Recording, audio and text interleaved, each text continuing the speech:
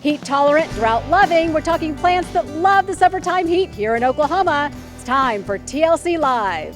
Hey everybody, Angela Buckaloo at TLC Garden Centers talking about plants that absolutely adore the heat. They do great in heat. They love it. Daryl will tell us all about it. Actually, those plants do exist, yes. The yes, plants that like the heat and also are more drought tolerant.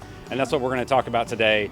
And we're going to talk about summer watering, which is extremely important to know. Well, of course, if they're getting a lot of heat, they need some water, right? Yes, correct. So summer watering is a thing. And what you kind of want to think about when watering is watering the soil. Our soil dries out really fast here, right. Especially with this wind. That does a number on the soil and the heat also. And so we want to talk about summer watering a little bit. Okay. Any plant, even these drought tolerant plants here, really need the help to get established before they are super drought tolerant like what they should be. So in the summer, we definitely suggest 2 to 3 times a week a really good deep soak. And so that's a slow trickle. It's hard to rely just on your sprinkler system. So sometimes you actually have to get out there with the water hose, check the soil with your fingers to make sure that the plants are actually getting the water they need to develop a healthy established root system so that they are as healthy as they can be later on. For the yuccas and for the agave, things like that. And everything, correct. And so when you're watering 2 to 3 times a week, like I said, a really good deep soak, and then you want plants to, you want them to have that dry time too. So you need to give it a really good soak so that it does take 2 or 3 days for it to dry out. And that's important. We all have clay soil, so that's whenever a slow soak is important because you actually want to penetrate that clay and it just takes time. And I've also heard that it's important when you do your watering as well. It is. You want to make sure you water early in the day or late in the evening when it's cooler outside. It's always best to not hit the foliage. When you have water droplets sitting on the foliage in this intense sun, it'll actually burn the foliage, and you don't want that.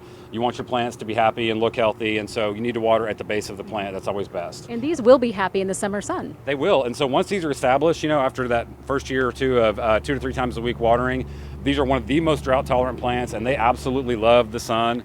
And so we've got yuccas and we've got agaves. They're 2 different styles of plant.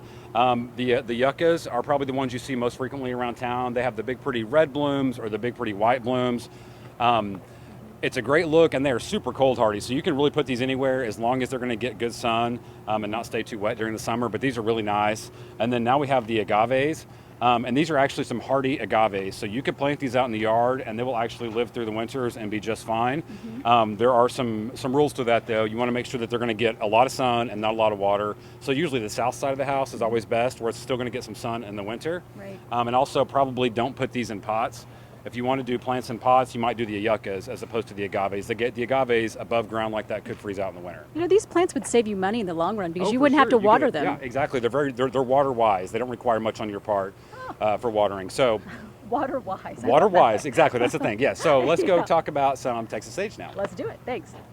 Man, I love Texas sage. I know. I have a lot of plant favorites if you hadn't noticed that yet, but this really is one of my favorites because it looks pretty all year long. So this is a semi-evergreen. So planted on the south side of the house where it still gets some sun in the winter. This will actually keep most all of its foliage. It's got a really nice, soft, silvery look. And then the blooms on this are wonderful. You're going to get a lot of different flushes of this purple purple bloom during the summer months.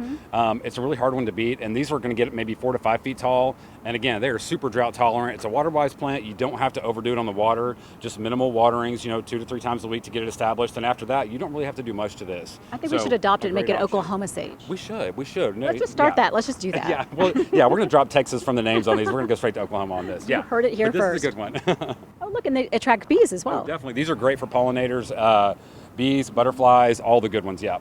Now, this is a favorite, Black-Eyed Susan. It is, yeah. Black-Eyed Susan, Rebecca. It's another one that's very drought tolerant, and it really does like the heat. So you won't see the blooms on these until a little bit later on as we get into summer.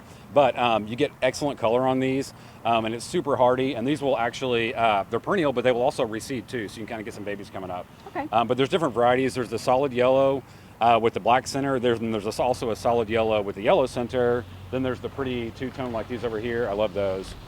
But again, this is another one that doesn't require much on your part, conserve water, loves the heat, likes the sun here, so it's a hard one to skip out on. I love the plants that don't really need us. I love those plants. Right? I know, they look good without us. That's always nice.